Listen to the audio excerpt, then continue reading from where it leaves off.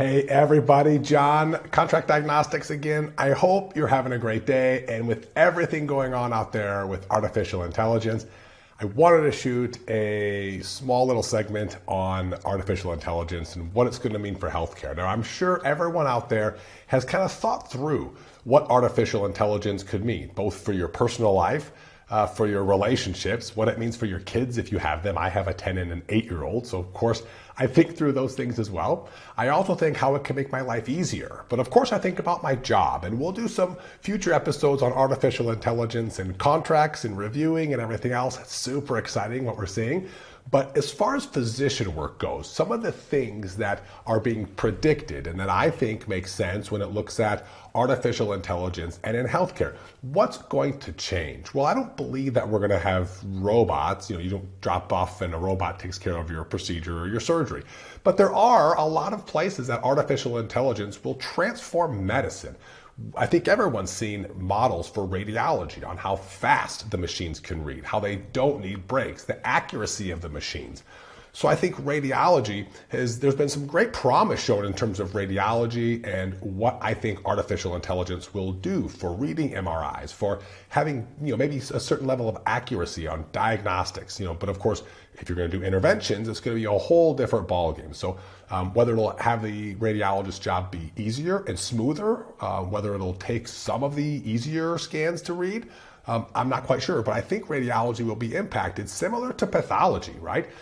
Could we have something that can analyze and review some of these basic slides that a pathologist might do routinely on a daily basis? Anesthesia is also something that could be impacted by artificial intelligence. Not necessarily the administration, but some of the monitoring during the case. So anesthesia could be impacted as well as primary care. And again, I'm talking about impacted not in a negative way, but maybe in a positive way as well, or in an efficiency way. And we'll talk later on about models for admin and for dictation and for chart recognition and everything else at a future date. But primary care is also one of those things. I think we'll have a lot of at-home things. I think primary care physicians will be able to focus more on holistic health and not managing the day-to-day problems that people have. I think maybe certain acute things like an ear infection or maybe a small fever might be diagnosed in a much simpler way by an algorithm. And then maybe a physician would look over the chart and then prescribe the right course of therapy, whether that's coming to the office to see me or whether it's doing something different. But I think primary care, you'll get maybe more customized treatment plans. I think chronic conditions might be managed a little bit differently than they are right now in a more efficient way, which I think is better for the physician seeing and being able to provide more services to more patients and more patients having access to great care. And I think psychiatry will also be impacted, maybe diagnosing, monitoring through algorithmic tools. Again, depending on how these things are programmed, that could be a benefit as well, but not necessarily curing somebody or working with somebody to get better, but maybe helping more accurately diagnose somebody with a psychiatric disorder. I think there's lots of other ways that we'll see artificial intelligence impact healthcare.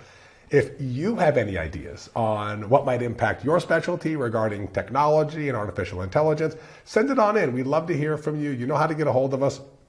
I know that we're going to have a lot more information coming out on artificial intelligence in the future because it's a race out there and things are changing so often. And stay tuned for another episode where we talk about a contract review with a computer. So until next time, thanks for joining.